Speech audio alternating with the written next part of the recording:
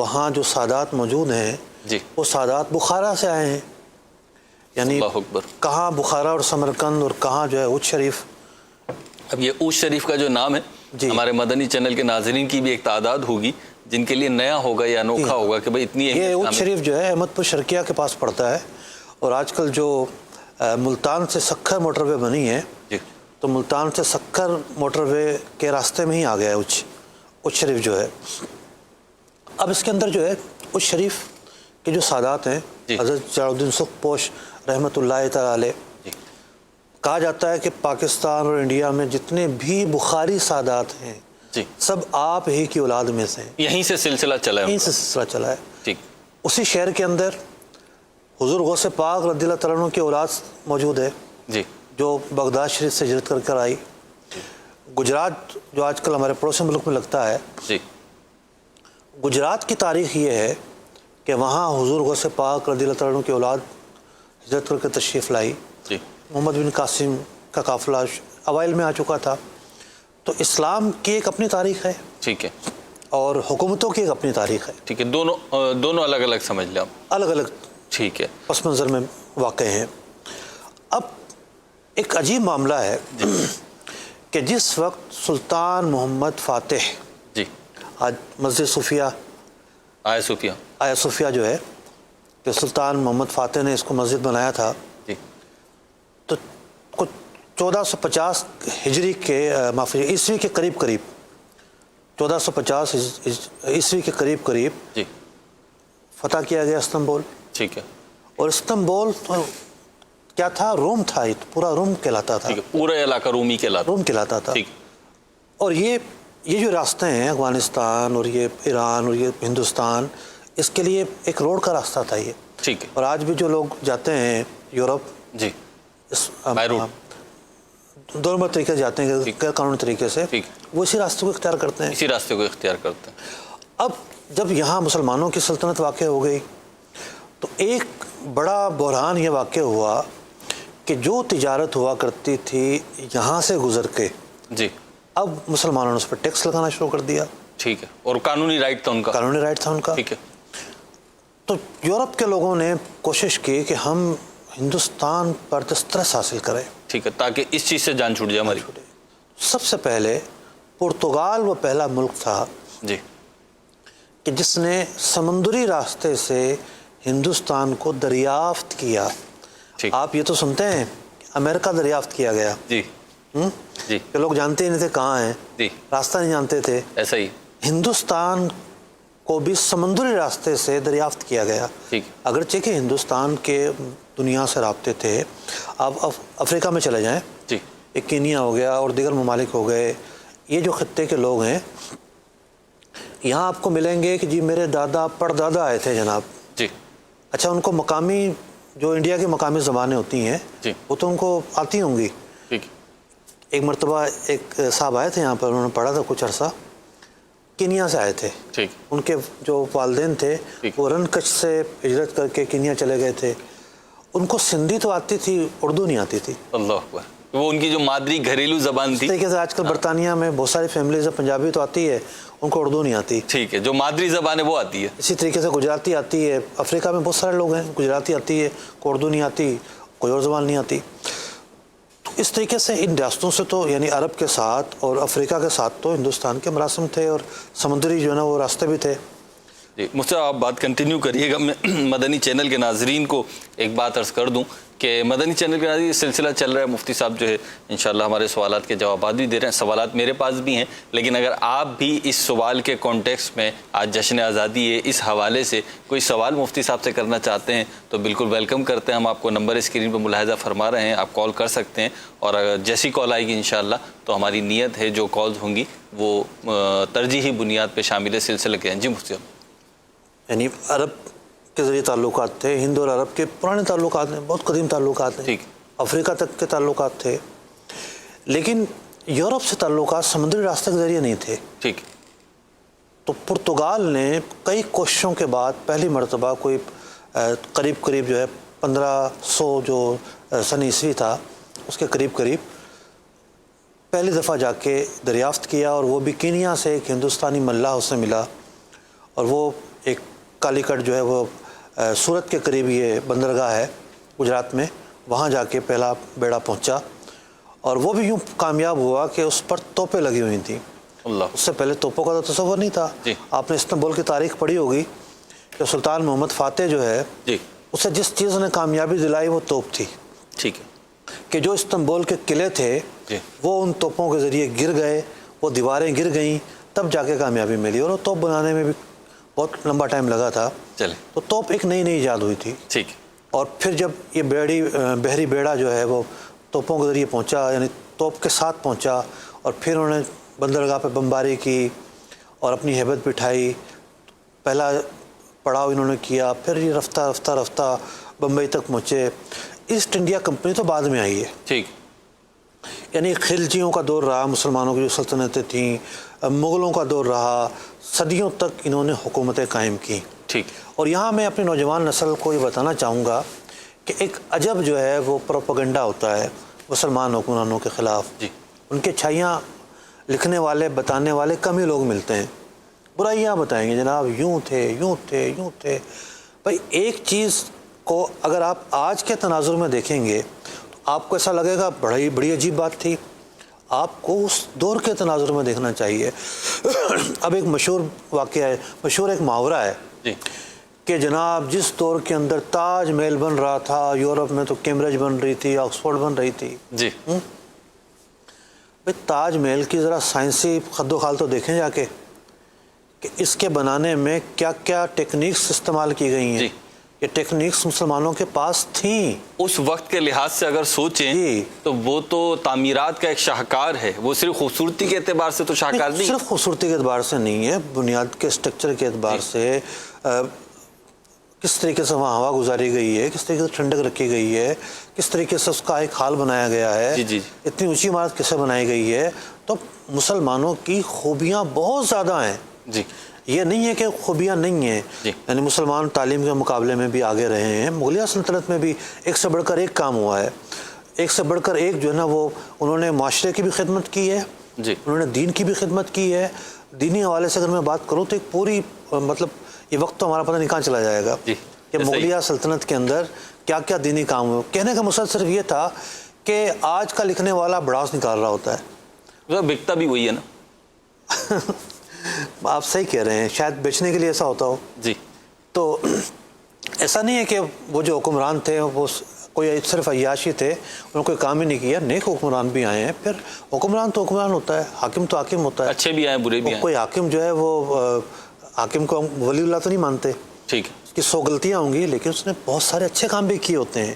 تو قوم کو صرف یہ نہیں کہ آپ ڈسمورال کریں گے اور صرف یہ کہتے رہیں گے کچھ بھی نہیں کیا کچھ بھی نہیں کیا کچھ بھی نہیں کیا، بہت کچھ کیا، بہت کچھ کیا۔ اور بڑی فاؤنڈامنٹل بات ہے مفتی صاحب کہ اگر ایک شخص کی ایک آنکھ نہیں ہے، صدیوں تک حکومت کرنا کوئی کم کارنامہ نہیں ہے، جی ریگولر بیسس پر، ریگولر بیسس اور جبکہ خود اقلیت میں ہو اور ان کی جو رعایا ہے اس میں جو افراد ہوں وہ نظریاتی طور پر اکثریت میں ہوں، ملے جلے لوگ تھے، سلطنت کی اپنی ایک وہ تھی۔ میں یہ عرض کر رہا ہوں مدنی چینل کے ناظرین، مفتی صاحب نے جو پوائنٹ اٹھایا کہ ظاہر سی بات ہے اچھائیاں جو ہیں اس کو بھی تو ہائی لائٹ کریں نا۔ آپ دیکھیے اگر کوئی ایک شخص ہے جس کی دو، ہماری سب کی دو ہی آنکھیں، انسانوں کی دو آنکھیں ہوتی ہیں، تو اب اس کی ایک آنکھ سے وہ نہیں ہے، خراب ہے ایک آنکھ، تو اسے اندھا تو نہیں قرار دے دیں گے، یہی بولیں گے نا اس کی ایک آنکھ خراب ہے تو اس کا مطلب ہے دوسری صحیح ہے۔ تو بہرحال جو مائنس پلس ہے ان دونوں کو لے کر چلیں، آپ کی کالز بھی لینی ہے، میرے پاس بھی سوالات ہیں، چلیں۔ اس کے بعد پھر ایسٹ انڈیا کمپنی آ جاتی ہے جو ایک تاجروں کے بیس میں آتی ہے۔ جی اب یہ پوری تاریخ پڑھنے کے سننے کے کیا فوائد ہوتے ہیں؟ جی فوائد یہ ہوتے ہیں کہ ہمیں کس طرح نوچا گیا، ہماری جڑیں کس طرح کھوکھلی کی گئیں، ٹھیک ہے، ہمارے اندر ہم سے کس طرح جو نا حکومتیں چھینی گئیں، ٹھیک، ایسے تو قوم ہم یہ دیکھیں۔ اور یہ جو کوششیں ہوئیں جی صدیوں پہلے ہوئیں، جی اس کا سلسلہ بند نہیں ہو گیا، جاری ہے، آج بھی جاری ہے، مختلف صورتوں میں جاری ہیں۔ ٹھیک، یعنی مسلمان کہیں بھی ہو وہ مستحکم ہوتا ہوا کسی کو اچھا نہیں لگتا۔ مسلمان اگر طاقتور ہو رہا ہو معاشی اعتبار سے کسی اور اعتبار سے، وہ آنکھ میں نہیں یوں نظر رڑک رہا ہوتا ہے، آنکھ میں کھٹک رہا ہوتا ہے، کھٹک رہا ہوتا ہے، رڑک رہا ہوتا ہے، اور اس پر اس سازشوں کا دور دورہ ہوتا ہے۔ آج بھی کوششیں جاری ہیں۔ تو ایسٹ انڈیا کمپنی آتی ہے، کمپنی دیکھتے دیکھتے دیکھتے کمپنی کیا بنتی ہے، اپنی بدماشی دکھاتی چلی جاتی ہے، اور علاقوں پہ قبضے کرتے چلے جاتی ہے، آپس کی چپکشیں تھیں، اپنے سیکرٹ مشن تھا اس کی تکمیل بالکل کر بالکل دیا. تکمیل کرتے چلے جاتی ہے، بالآخر وہ ہندوستان پر قبضہ کر لیتی ہے جی. اور انگریز راج قائم ہو جاتا ہے. پاکستان بننے کی جو محرکات ہیں اس کو ہمیں اس پس منظر میں بھی دیکھنا پڑے گا کہ جب انگریز آ گیا، قابض ہو گیا، بہادر شاہ ظفر آخری حکمران تھا، وہ بھی قید کر دیا گیا، تو پھر جو مسلمانوں کی بکھری ہوئی اکائیاں تھیں وہ یکجا ہونا شروع ہوئیں. یہ کیا ہو گیا؟ یعنی وہ پریشانی کے اندر ایک خیر کا پہلو آیا. انقلاب جو ہے، انقلاب ہمیشہ عوام سے آتا ہے. ٹھیک. یعنی انقلاب نام ایسی چیز کا ہے کہ وہ عوام سے آتا ہے. ٹھیک. پھر ایک انقلاب کی کیفیت بنی ہے. صحیح. پھر 1857 کی جنگ آزادی پہلی کوشش تھی. ٹھیک. پہلی کوشش تھی جس میں ناکامی ہوئی. ٹھیک. کیونکہ ریاست نہیں لڑ رہی تھی، عوام لڑ رہی تھی. ٹھیک. عوام کی طرف سے ایک انقلاب تھا اور اس انقلاب کے نتیجے میں بڑا نقصان ہوا. ٹھیک. بہت بڑا نقصان ہوا. بڑے بڑے علماء، بڑے بڑے نام اس کے پیچھے تھے. فضل حق خیر آبادی رحمۃ اللہ تعالیٰ علیہ، جس نے اس انقلاب کے جواز کا فتویٰ دیا تھا. یہ تو سرخیل تھے. سرخیل تھے، مسلمانوں کو ابھارا تھا. جی. آج جو نا انہیں پونے لوگ آ کے جو نا باتیں بیان کر رہے ہوتے ہیں کہ ہم اس ملک کے جو نا وہ اس میں سے ہیں اور اس میں سے ہیں. حضرت فضل حق خیر آبادی رحمۃ اللہ تعالیٰ علیہ نہ ہوتے تو آج ہم یہاں نہ کھڑے ہوتے. اور وہ ہندوستان کی ایک ایسی شخصیت ہیں کہ جن کے عقائد، نظریات اور ان کا دین اسلام کی خدمت کرنا، اس ایک پہاڑ ہے علم کے. وہ اہل سنت کی اتنی بڑی شخصیت ہیں حضرت فضل خیر آبادی رحمۃ اللہ تعالیٰ علیہ کہ ان کو پڑھ کے اندازہ ہوتا ہے کہ انہوں نے دین کے لیے کیا کیا خدمات انجام تو ان کی تو علمی خدمات ایسی ہیں. اور بالآخر انہیں کالے پانی کی سزا ہوئی. جی. سزا ہوئی، اور یہ سزا ان سے انہیں کو نہیں ہوئی، بڑے بڑے علماء کو ہوئی. حضرت سید کفایت اللہ کافی جی رحمۃ اللہ تعالیٰ علیہ، انہیں بھی پھانسی کی سزا ہوئی. ٹھیک. اور یہی 1857 کے بعد. اور بڑا مشہور واقعہ ہے کہ انہیں پھانسی کے گھاٹ پر لے کر جایا جا رہا تھا. اور یہ بہت کمال کے شاعر تھے. ان کا نعتیہ دیوان ہے، دیوان کافی کے نام سے. نیٹ پر تو میں نے پڑھا ہے اس کو، ویسے کتابی صورت میں نے نہیں دیکھا اس کو آج تک. تو بہت ہی پیارا کلام انہوں نے لکھا. مشتاق بھائی نے بھی پڑھا یہ کلام. اس کے چند اشعار میں بیان کرتا ہوں کہ جب انہیں پھانسی کے گھاٹ پر لے کر جایا جا رہا تھا تو یہ کوئی پریشان نہیں تھے، کوئی مایوس نہیں تھے کہ کیا ہو گیا، زندگی کی بازی ہار رہا ہوں. بلکہ ان کے لبوں پر کیا اشعار تھے کہ کوئی گل باقی رہے گا نہ چمن رہ جائے گا، پر رسول اللہ کا دین حسن رہ جائے گا. ہم سفیرو باغ میں ہیں کوئی دم کا چہچہا، بلبلیں اڑ جائیں گی سونا چمن رہ جائے گا. اطلس و کم خواب کی پوشاک پر نازا نہ ہو، اس تنے بے جان پر خاکی کفن رہ جائے گا. جو پڑھے گا صاحب لولاک کے اوپر درود، آگ سے محفوظ اس کا تن بدن رہ جائے گا. اللہ اکبر. سب فنا ہو جائیں گے کافی و لیکن حشر تک نعت حضرت کا زبانوں پر سخن رہ جائے گا. یہ پھانسی گھاٹ کی طرف جاتے ہوئے ان کا اظہار تھا، ان کا یہ کلام تھا. اور یہ کلام گنگناتے ہوئے پھانسی گھاٹ تک چلے. اس کے بعد بھی بہت زیادہ کوششیں ہوتی رہیں، مسلمانوں کی جد و جہد بنی. اور یہی جد و جہد آخر میں آ کے مسلم لیگ کی شکل اختیار کرتی ہے. اور اس سے پہلے اعلیٰ حضرت امام اہل سنت امام احمد رضا خان علیہ رحمۃ الرحمن بہار پٹنہ میں ایک بہت بڑے جلسہ عام میں دو قومی نظریے کو بیان فرما چکے تھے. پھر آپ کے تلامذہ مولانا نعیم الدین مراد آبادی رحمۃ اللہ تعالیٰ علیہ، محدث کچوچوی رحمۃ اللہ تعالیٰ علیہ، پھر علماء سرحد. جی. علماء سرحد کے اندر جو ہے وہ ٹھیک ٹھاک علماء جو ہے وہ اٹھ کھڑے ہوئے. علماء پنجاب، علماء سندھ، خانقاہیں مفتیہ پوری خانقاہیں، یعنی علماء، خانقاہیں، مشائخ، جی پوری ایک تاریخ ہے ان کی. اس تمام کے تمام جب مسلم لیگ کے ساتھ کھڑے ہوئے. آپ ذرا ایک بات پر غور کیجئے. جی. آج جس خطے میں ہم رہ رہے ہیں، جس میں ایک آزادی ہر ایک بولتا ہے، اور جو آج بے دینی کی فضا ہے کہ بہت سارے لوگ بے دین ہیں، ملحد ہیں یا مسلمان ہیں، لیکن ایک عجب طریقے سے ان کا رویہ ہے. جو آزادانہ روش کو اپنایا، جو آج آزادانہ روش ہے، یہ پہلے نہیں تھی. جی.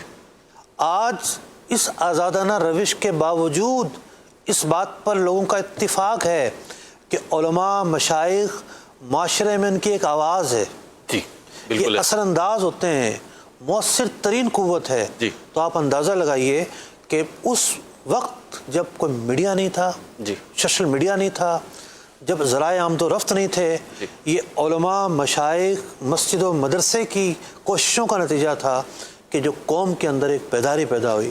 اب آپ دیکھیے پھر جماعت علی شاہ صاحب جی رحمۃ اللہ تعالی علیہ، بہت بڑا نام، بہت بڑا نام ہے، اعلیٰ حضرت کے خلیفہ ہیں. جی سیالکوٹ کے پاس ایک گاؤں ہے، سید پورہ شاید نام ہے، وہاں کے رہنے والے، جی. ناروال کے پاس پڑتا ہے. جی ان کے مزار پر حاضری دی میں نے. سبحان اللہ.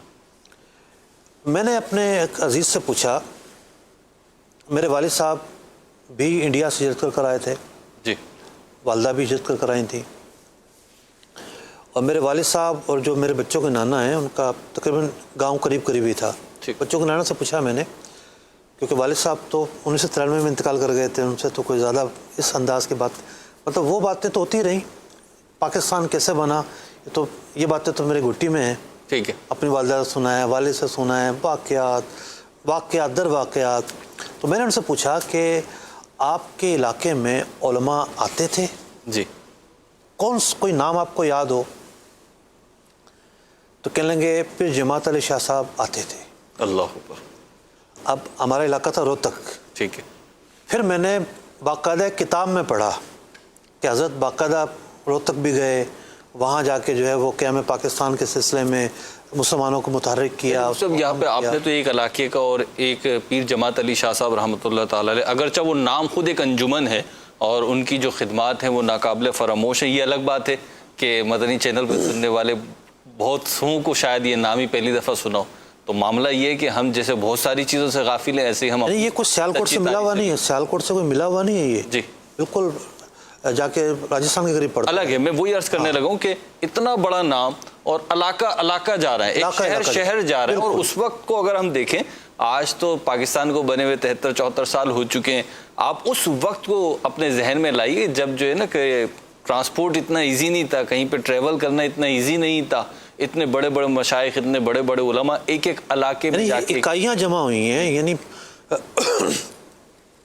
جو اس وقت کے جن لوگوں کے پاس ریاستیں تھیں، جیسا کہ ریاست باولپور کے جو حاکم تھے، ٹھیک ٹھاک ان کی خدمات ہیں ملک کے لیے. جی اور جو ریاستیں تھیں، جوناگڑھ کی ریاست تو ملک میں شامل نہیں ہو پائی، لکھنؤ ہی ہو گیا، حیدرآباد دکن ہو گیا. تو ان کے عمرا نے ملک بنانے کے لیے خزانے کے منہ کھول دیے تھے. اللہ. اور ریاست باولپور کے حکمران کے متعلق تو ملتا ہے کہ جناح صاحب کو نہ جانے کتنا قرض دیا تھا انہوں نے، بلکہ فنڈ دیے تھے ملک بنانا. یعنی جو عمرا تھے خوشحال لوگ تھے، نو ڈاؤٹ ان کا ایک بہت بڑا حصہ رہا، مالی طور پر انہوں نے بہت مدد کی. دانشوروں کا حصہ رہا، ٹھیک ہے، انقلابی شاعروں کا حصہ رہا. ٹھیک. لیکن پبلک کس کو فالو کرتی تھی؟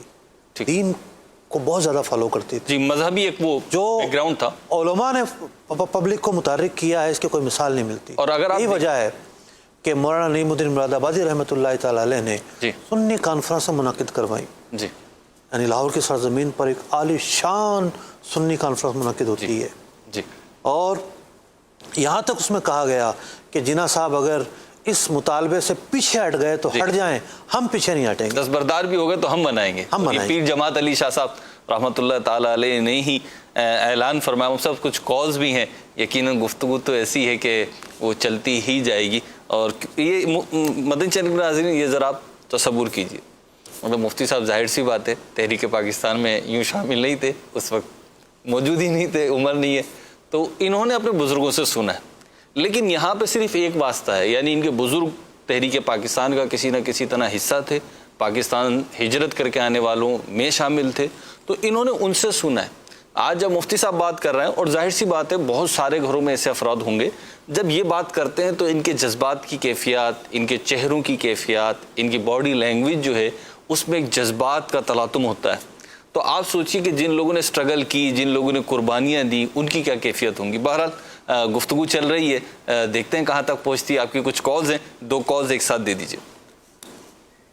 میرا نام سہان اختاری ہے. مفتی علی اصغر صاحب اور مہروز بھائی آپ کو یوم آزادی پاکستان بہت بہت مبارک ہو. مفتی علی اصغر صاحب آپ بچپن میں 14 اگست کس طرح منایا کرتے تھے؟ مفتی صاحب اور مہروز بھائی آپ دونوں کو جشن آزادی بہت بہت مبارک ہو. اچھا مفتی صاحب آپ سے سوال یہ کرنا تھا کہ آپ اپنے بچپن میں اور ابھی جشن آزادی کس طرح مناتے ہیں؟ جزاک اللہ خیر. چلیں جی آپ کو بھی مبارک ہو اور بڑی خوشی ہوئی آپ کی کال سے. مجھ سے اب سوال تو ایک ہی ہے لیکن دوسرے سوال میں تھوڑا سا ٹویسٹ آ گیا کہ اب کیا کرتے ہیں اور جب کیا کرتے تھے. تھوڑا آپ نے بیان کیا تھا, تھوڑا ان کو بھی بیان کر. دیکھیے بچپن میں تو یہ ہوتا تھا کہ جو اسکول میں ہم نصابی سرگرمیاں ہوتی تھیں جی اسکول میں مختلف مقابلے ہوتے تھے, تو یا تو اس میں حصہ لینا یا اس کو دیکھنا, یہ سرگرمیاں ہوتی تھیں. ٹھیک ہے اور بہت مزے والی سرگرمیاں ہوتی تھیں. ٹھیک ہے. جھنڈے لے کے گھوما کرتے؟ بالکل بالکل جھنڈے لے کے گھوما, جھنڈیاں لگایا کرتے؟ بالکل بالکل. ٹھیک. 14 اگست کا دن اور بچے جو جھنڈے لے کے نہ نکلے. اچھا بعض اوقات ایسا ہوتا ہے, چلیں میں پروگرام براہ راست ہے تو اس کا فائدہ اٹھاتے ہوئے عرض کر دوں, بعض اوقات ایسا ہوتا ہے کہ جیسے کوئی شخصیت ہوتی ہے نا, ایک ظاہر سی بات ہے بچپن تو بچپن ہی ہوتا ہے, لیکن پھر وہ جب زندگی کے ادوار سے گزرتے ہیں تو ایک منصب پہ فائد ہو جاتے ہیں, جیسے آپ ہیں اس وقت اور بہت سارے افراد ہیں. تو پھر ایسا لگتا ہے کہ انہوں نے تو بچپن میں ایسا شاید نہ کیا ہو, لیکن تھوڑا آپ ہی اس کو ڈیفائن کریں. بچپن تو بچپن ہوتا ہے. ٹھیک ہے. تو اب کیا کرتے ہیں اس سے؟ دیکھیے اب تو 14 اگست ہو یا عید بقرعید ہو, جی یہ سوچتے ہیں کہ بھئی کپڑے تو نئے پہن لیے, دیکھے گا کون. ٹھیک ہے ٹھیک ہے, اب تو کوئی موقع مل جائے گھر سے نکلنے کا تو نکل جائے, ٹھیک ہے, مل جائے, ورنہ تو گھر میں. اب تو کوئی بھی ایونٹ ہو تو ایک بہت بڑا آپ کی جو مصروفیات کا حصہ ہوتا ہے. میں کہہ سکتا ہوں کہ عید ہو, بقر عید ہو, محرم ہو, ظاہر سی بات ہے ہمارے یہی ایونٹس ہیں اور سیلیبریشن ہماری یہی ہے, جشن آزادی ہو. تو اکثر یوں کہہ لیں کہ موقع ہے تو پھر وہ مدنی چینل پہ آپ کی نشریات بھی ہوتی ہے. آپ کی آمد و رفت جو ہوتی ہے ان ایونٹس پہ زیادہ تر, وہ یوں کہہ لیں مدنی چینل پہ تو آمد و رفت ہوتی ہی ہے تقریباً. چلیں جی اگلی کال دیں. مفتی صاحب آپ کو اور مہروز بھائی آپ کو جشن آزادی بہت بہت مبارک ہو. اچھا میرا یہ کوشچن ہے کہ 14 اگست کے بعد اکثر یہ گلیوں میں اور یہ روڈوں وغیرہ پر جھنڈیاں بکھری پڑی ہوئی ہوتی ہیں, تو ان کے بارے میں کیا خیال ہے, ارشاد فرما دیجیے. ٹھیک ہے جی, مبارکباد دی جا رہی ہے, ہم دونوں کو ہی دی جا رہی ہے. چلیں دیکھیے جو ہماری ایک وطن سے محبت ہے اس کا تو یہی تقاضا ہے کہ ہم ان جھنڈوں کا احترام کریں. وطن سے محبت کے تقاضے ہوتے ہیں اپنے, اور ان کو اس طرح بکھرا ہوا نہ رہنے دیں. اور اگر ان پہ کوئی تحریر وغیرہ لکھی ہوئی ہے تو پھر اور بھی زیادہ معیوب بات ہے. اور اس میں میرا خیال ہے بڑوں کو بھی ایک کردار ادا کرنا چاہیے نا, کیونکہ چھوٹی عمر کے جو بچے ہیں وہ اتنا زیادہ آداب ظاہر سی بات ہے انہیں تو سکھانے پڑتے ہیں, تو انہوں نے لگا دی گر گئی, ایسا ہو جاتا ہے ان کے ساتھ معاملہ. اگر گھر کے بڑے جو ہیں وہ ان کی تربیت کریں, وہ اٹھا کے رکھوائیں, سنبھلوائیں, تو انشاءاللہ رفتہ رفتہ انہیں عادت پڑ جائے گی. وہ سب کچھ سوال میرے پاس بھی ہیں, اب یہاں پہ بھی آتے ہیں, کالز بتائے جا رہے ہیں, تو ابھی 3 لیے انشاءاللہ, پھر نیکسٹ اس میں لیتے ہیں, اللہ نے چاہا اگر وقت ملا تو. اب تحریک پاکستان کے جو ہوئی, پاکستان جو بنا, اب ظاہر سی بات ہے ایک تو آپ نے وہ بیک گراؤنڈ بیان کیا کہ اس خطے کی صورتحال کیا تھی, اس کی اہمیت کیا تھی ایک جغرافیائی حدود کے حوالے سے. یہاں پہ ایک بات یہ ہے کہ رہ ہی رہے تھے سب, بس ہی رہے تھے, تو وہ کیا وجوہات تھیں, کیا اسباب تھے کہ بحیثیت مسلمان قوم مسلمانوں نے تقاضا کیا کہ جی ہمارا وطن ہونا چاہیے, ہماری ریاست ہونی چاہیے, ہمارا ملک ہونا چاہیے. اس کے پیچھے جو ہے اسباب و عوامل کیا تھے, کیا فیکٹرز تھے وہ؟ دیکھیے اصل تو یہ تھا کہ گوروں سے جان چھڑائی جائے. ٹھیک ہے. مسلمان جو ہے وہ غلام بن کر رہ گئے ہیں, محکوم بن کے رہ گئے ہیں, جب چاہے جو ہے وہ قانون آ جاتا ہے. ٹھیک ہے. وہ اپنی مذہبی زندگی گزارنے میں اعلیٰ درجے کی مشکلات کا شکار تھے. ٹھیک ہے, دشواریاں اس میں. یہ نہیں تھا کہ جو جہاں رہتے تھے ان کے پاس زمینیں نہیں تھیں, ان کے پاس کاروبار نہیں تھے, ان کے پاس وسائل نہیں تھے, ایسا تو کچھ بھی نہیں تھا. ٹھیک ہے. سب کچھ تھا. ٹھیک ہے. ریاستیں تھیں ان کے پاس. ٹھیک ہے. ریاستوں کی ریاستیں تھیں ان کے پاس. ٹھیک ہے. تو یہ ملک وسائل حاصل کرنے کے لیے نہیں بنایا گیا. ٹھیک ہے, جو بنیاد تھی. جو بنیاد تھی, یہ ملک عزت کے لیے بنایا گیا. ٹھیک ہے. ایک مسلمان سر اٹھا کر جی سکے, صحیح, اپنے مذہبی معاملات میں آزاد ہو, اپنے لین دین میں آزاد ہو, قانون میں آزاد ہو, اور کہہ سکے کہ یہ میرا وطن ہے, میں آزاد ہوں اس ملک کے اندر, میں غلام نہیں ہوں. ٹھیک. تو جو ایک غلامی کا توق پڑا ہوا تھا انگریز کی شکل پہ, مسلمانوں تو صدیوں سے حکومت کی تھی. مسلمان کی غیرت, حمیت ایک قبول کر ہی نہیں سکتی کہ جناب وہ غلامی کا شکار رہے. ٹھیک. اور زیادتی ہو رہی ہے. زیادتی ہو رہی تھی، اور یہ زیادتی صرف اس خطے پر ہی نہیں تھی. جی. دوسری طرف اگر آپ دیکھیں سلطنت عثمانیہ ٹوٹنے کے بعد شام میں فرانس آیا، جی. مصر میں فرانس آیا، یہ لیبیا، یہ اپنا تیونس، مراکش، یمن سے تو گورے کوئی 1960 میں گئے. عدن کی جو بندرگاہ ہے جی. 1960 میں چھوڑی انہوں نے. یعنی پاکستان کی بھی بات پاکستان کی بھی 13 سال بعد. یعنی یمن تک پہ جو نا وہ دوسری حکومت تھی. ٹھیک. تو پوری دنیا کے ہی مسلمانوں نے اسٹرگلس کی. جی. یمن کے لوگوں نے بھی اسٹرگل کی، مصر کے لوگوں نے بھی کی، شام کے لوگوں نے بھی کی کہ بھئی یہ کہاں سے مخلوق آ گئی ہے. ہماری تہذیب الگ ہے، ان لوگوں کی تہذیب الگ ہے. یہ کون ہوتے ہیں ہم پر حکمران بننے والے، حاکم بننے والے؟ ٹھیک. ہم ان کی رعایا کیسے بن سکتے ہیں؟ صحیح. تو اس خطے کے لوگ تو ویسے جنگجو واقع ہوئے ہیں اور بہادر لوگ ہیں. ٹھیک. انہوں نے ہر طریقے سے اسٹرگل کی، سیاسی اعتبار سے بھی کی، سماجی اعتبار سے بھی کی، ہر اعتبار سے کی. تو یہ وہ بڑے مقاصد تھے کہ عزت، تحفظ، دینی جو معاملات ہیں اس میں کوئی رکاوٹ نہ ڈالی جائے، ٹھیک. اور ایک ایسا ملک ہو جہاں ہم آزاد ہوں، جہاں ہم غلام نہ ہوں. مصعب یہ جو بات آپ نے ارشاد فرمائی یقیناً عوامل یہی ہوں گے، لیکن ایک بات یہ ہے کہ آج کی نوجوان نسل کو اگر ہم دیکھیں تو بعض اوقات بڑے دل گرفتگی ہو جاتی ہے، اور جب یہ عوامل بیان کیے جاتے ہیں کہ جی ہم سر اٹھا کے جی سکیں تو ان کا کہنا یہ ہوتا ہے ہم سر اٹھا کے جی کہاں رہے ہیں. آج تو ہمیں کون سی آزادی حاصل ہے، ہمیں کیا حاصل ہے، ہمیں یوں پریشانی ہو گئی، یوں پریشانی ہو گئی، ملک نے ہمیں کیا دیا. کیونکہ آپ کی جو گفتگو تھی نا وہ بالکل اس سوال پہ لے آئی ہے مجھے. تو اب انہیں کیسے سمجھایا جائے کہ جی سر اٹھا کے جینا بھی کوئی نعمت ہے، کیونکہ وہ تو جب سے پیدا ہوئے ہیں وہ سر اٹھا کے ہی جی رہے ہیں. تو شاید انہوں نے سر جھکا کے جینا دیکھا ہی نہیں ہے تو انہیں اس کی اہمیت بھی نہیں پتہ شاید. ایسا ہی ہے، ایسا ہی ہے. سونے کے چمچے جو لے کر پیدا ہوئے ہیں جی انہیں کیا پتہ غریبی کیا ہوتی ہے، فقر کیا ہوتا ہے، محتاجی کیا ہوتی ہے. اور آج ہم جو باعزت طریقے سے جی رہے ہیں انہیں کیا پتہ آج کوئی ہمارے گھروں پہ حملہ کرنے آتا ہے، جی آج کوئی ہماری مسجدوں میں آ کے سور کا گوشت رکھتا ہے، اللہ اکبر. آج کوئی ہمیں جو ہے وہ یہ کہتا ہے کہ یہ جانور کاٹو، یہ جانور نہ کاٹو. جی. آج کوئی جو ہے وہ آ کے ہمارے رسم و رواج پر اعتراض کرتا ہے. جی. معاملہ یہ ہے کہ ہندوستان میں جب اسلام آیا تو ایک عجب کیفیت واقع ہوئی. اب ایک گاؤں ہے، دیہات ہے، جی اس دیہات میں آدھے لوگ مسلمان ہو گئے، آدھے نہیں ہوئے. ٹھیک ہے. اب جو مسلمان ہو گئے ان کی نسلیں آگے بڑھتی رہیں، جو نہیں ہوئے ان کی نسلیں آگے بڑھتی رہیں. ٹھیک. اور یہ دونوں بالکل متضاد ہیں. جی. یعنی یہ نظریاتی طور پہ بھی نظریاتی طور پر، سماجی طور پر، معاشرتی طور پر، ان کی شادی، طور طریقے، ان کے مذہبی تہوار سب الگ ہیں. جی. ان کے الگ ہیں. جی. یہ گاؤں یہ صورتحال رہی، گاؤں یہ صورتحال رہی. میرے والدین جس خطے سے آئے، چونکہ میں بائی کاسٹ راجپوت ہوں، یہ روہتک، حصار اور یہ جو اضلاع تھے، آج بھی ان گاؤں کے اندر، دیہاتوں کے اندر جو بولی جاتی ہے وہ وہی بولی ہے جو ہمارے والدین بولتے ہیں. جیسا کہ میمنی زبان ہے ایک مثال کے طور پہ، یا گجراتی زبان ہے. تو آج انڈیا میں کیا صرف مسلمان ہی بولتے ہیں زبان؟ نہیں، وہاں کی قومی زبان ہے. لیکن اسی قوم کے جو لوگ مسلمان ہو گئے وہ بالکل بدل گئے. ٹھیک. وہ اور چیز اور دوسری قوم الگ چیز. تو یہاں سے وہ دو قومی نظریہ سامنے آتا ہے. ٹھیک. کہ ایک گلی میں، ایک محلے میں، ایک خطے میں دو قومیں رہ رہی ہیں. جی. اور جب انگریز جانے لگا تو پھر کیا تھا کہ آپس کی کشمکش شروع ہوئی کہ اگر کوئی ایک دوسرے پر حاوی ہو گئے، یعنی غیر مسلم اگر مسلمانوں پہ حاوی ہو جاتے تو کیا ہوتا. آج ہم دیکھ سکتے ہیں کیا صورتحال ہے. آج مسلمانوں کی جو کمزوری ہے اور جو کیفیت ہے اور جو ان پر ظلم و ستم کے پہاڑ ٹوٹتے ہیں، ہم پر آیا ہیں. تو ذرا یہ تصور تو کریں اگر ہم پر ایسے پہاڑ ٹوٹ رہے ہوتے تو کیا ہوتا. اور آج بھی اپنے ارد گرد نظر ڈالیں مفتی صاحب، آنکھیں کھول کے ذرا دیکھیں، پاکستان سے باہر بھی ذرا دیکھیں جا کے.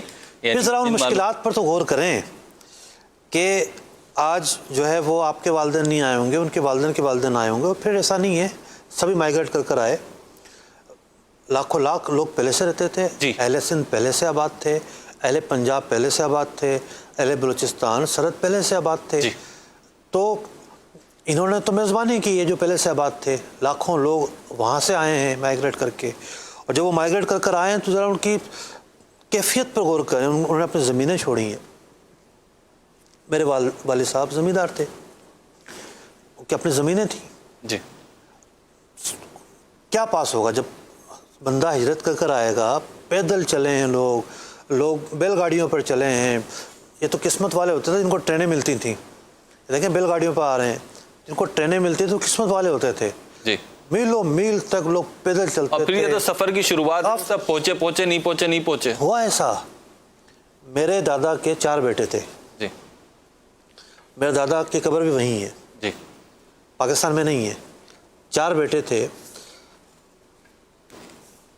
اب کیا ہوا کہ جب قافلے آئے اور پہلا پڑاؤ ہوا یہاں سائیوال کے پاس پہلا پڑاؤ ہوا، پوری مہاجرین کی بستی آباد ہوئی. ہیضے کی وبا پھوٹ پڑی. اللہ. وہ شادی شدہ تھے، میرے جو تایا تھے، وہ ان کی بیوی، ان کے بچے، سارے کے سارے پوری فیملی وہیں شہید ہو گئی. اللہ نہیں پہنچ پائے، راستے میں شہید ہو گئی. مطلب اس دور کے اندر تو کہاں دوائیاں تھیں. ایک وبائی صورت میں جب یہ پھیلی، پوری اس کی تاریخ ہے، ہیضے کی وبا پھوٹنے کی پوری ایک تاریخ ہے، اور ہزاروں لوگ اس میں جو ہے وہ شہادت کی موت ہے. یہ ایک وبائی موت تھی، نہیں پہنچ پائے وہ. تو پھر وہ لوگ جو راستے میں کٹ گئے، جنہیں مار دیا گیا اور جنہیں جو ہے وہ لوٹ لیا گیا. میرے ایک رشتہ دار تھے، ان کا اب تو انتقال فرما گئے، ہاتھ کٹا ہوا تھا. یہی تھا کہ قافلے آ رہے تھے تو لڑائی ہو گئی، دشمن نے حملے کر دیے اور ان کا ہاتھ کٹ گیا. اور یہ مدنی چینل کا میں آپ کو عرض کروں کہ کوئی کہانیاں نہیں ہے، یہ فکشن نہیں ہے کہ بیٹھ کے تخیلات میں بنا لیا گیا اور اب اس کو جو ہے پیش کیا جا رہا ہے. ایسا ہی ہے. یہ حقیقت ہے.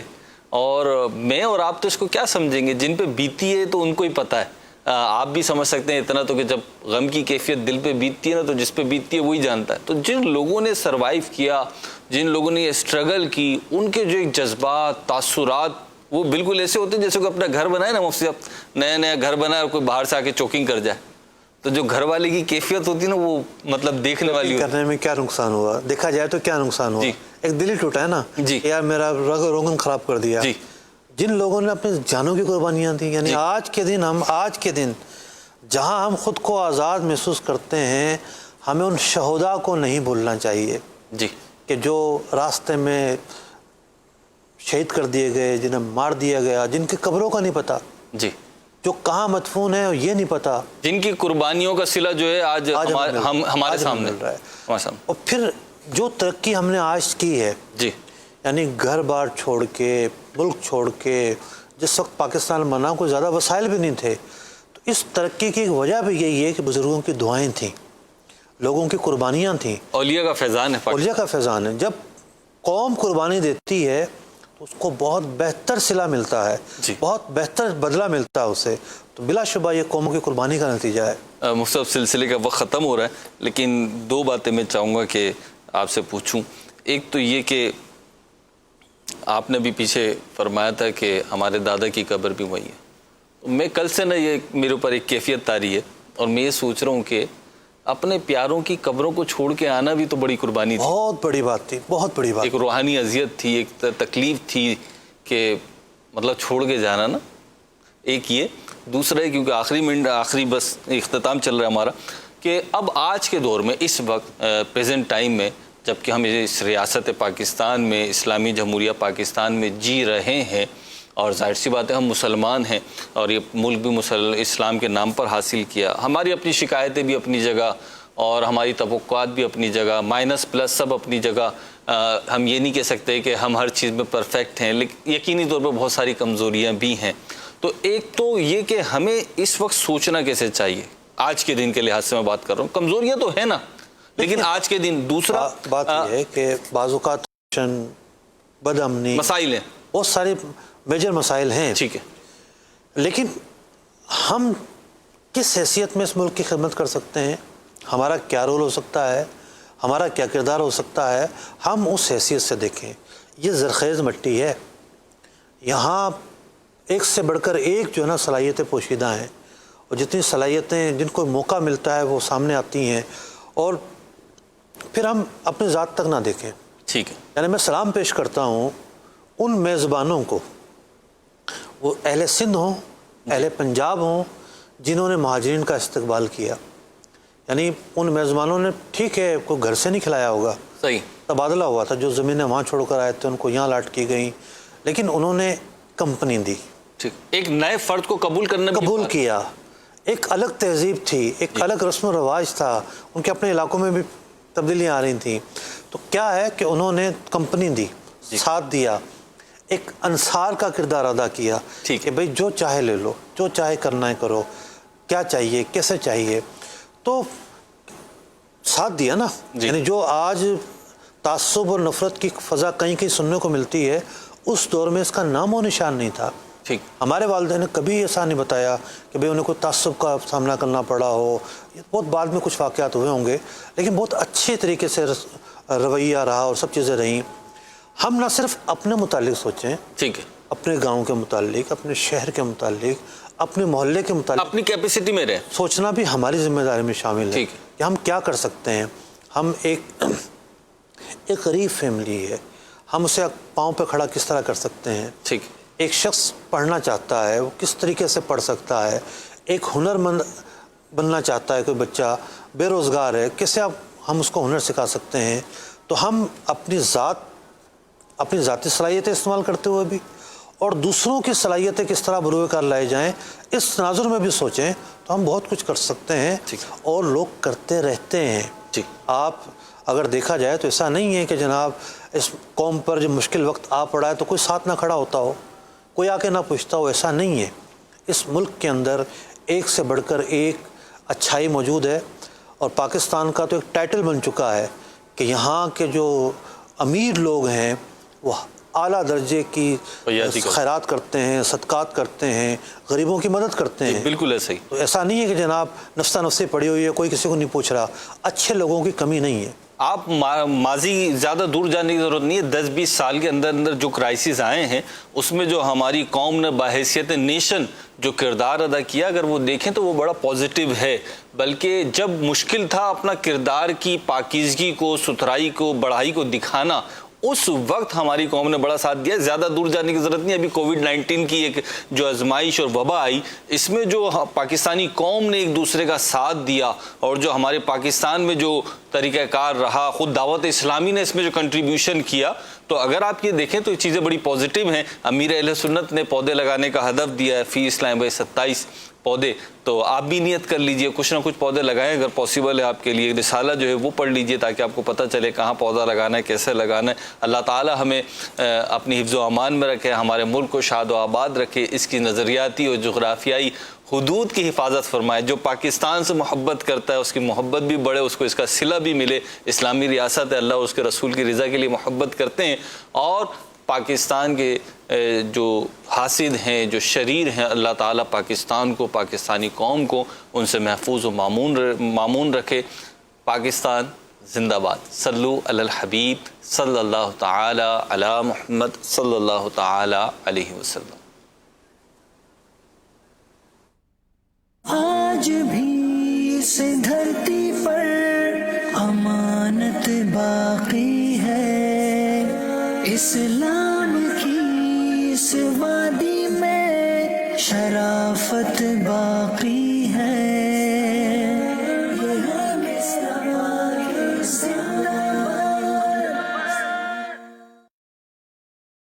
عاشقان رسول متوجہ ہوں، کراچی میں اذان عشاء کا وقت ہو چکا ہے. الصلاة والسلام عليك يا رسول الله وعلى آلك وأصحابك يا حبيب الله. عاشقان رسول متوجہ ہوں، براہ راست ہونے والی اذان سنتے ہی اللہ عز و جل کی رضا کے لیے گفتگو اور کام کاج روک کر اذان کا جواب دینے کی عادت بنائیں اور ڈھیروں نیکیاں کمائیں. مگر یہ اذان ریکارڈ شدہ ہے، اس کا جواب دینا ضروری نہیں. اللہ اکبر اللہ اکبر اللہ اکبر اللہ اکبر اشہد ان لا الہ الا اللہ أشهد أن لا إله إلا الله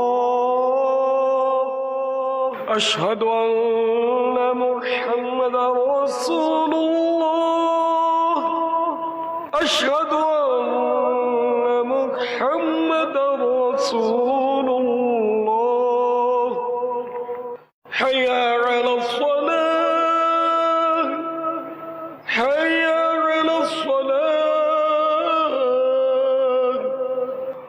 حي على الفلاح حي على الفلاح الله أكبر لا إله إلا الله الصلاة والسلام عليك يا نبي الله وعلى آلك وأصحابك يا نور الله. اللهم رب هذه الدعوة التامة والصلاة القائمة آت محمدا الوسيلة والفضيلة والدرجة الرفيعة وابعثه مقاما محمودا الذي وعدته وارزقنا شفاعته يوم القيامة إنك لا تخلف الميعاد برحمتك يا أرحم الراحمين. اے اللہ عز و جل اس دعوت تامہ اور صلاۃ قائمہ کے مالک، تو حضرت محمد صلی اللہ تعالی علیہ وآلہ وسلم کو وسیلہ اور فضیلت اور بہت بلند درجہ عطا فرما اور ان کو مقام محمود میں کھڑا کر جس کا تو نے ان سے وعدہ کیا ہے، اور ہمیں قیامت کے دن ان کی شفاعت نصیب فرما. بے شک تو وعدے کے خلاف نہیں کرتا. ہم پر اپنی رحمت فرما اے سب سے بڑھ کر رحم کرنے والے. مغفرت کی بشارت. حضرت سیدنا انس رضی اللہ عنہ سے مروی ہے کہ نبی رحمت، شفیع امت، شہنشاہ نبوت، تاجدار رسالت صلی اللہ علیہ وسلم نے فرمایا، جس نے نماز کے بعد یہ کہا وہ مغفرت یافتہ ہو کر اٹھے گا. سبحان اللہ العظیم وبحمدہ لا حول ولا قوة الا باللہ. ترجمہ: پاک ہے عظمت والا رب اور اسی کی تعریف ہے، اور اسی کی عطا سے نیکی کی توفیق اور گناہ سے بچنے کی قوت ملتی ہے.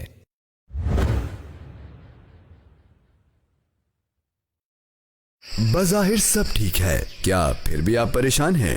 رشتہ تو طے ہو گیا ہے، لیکن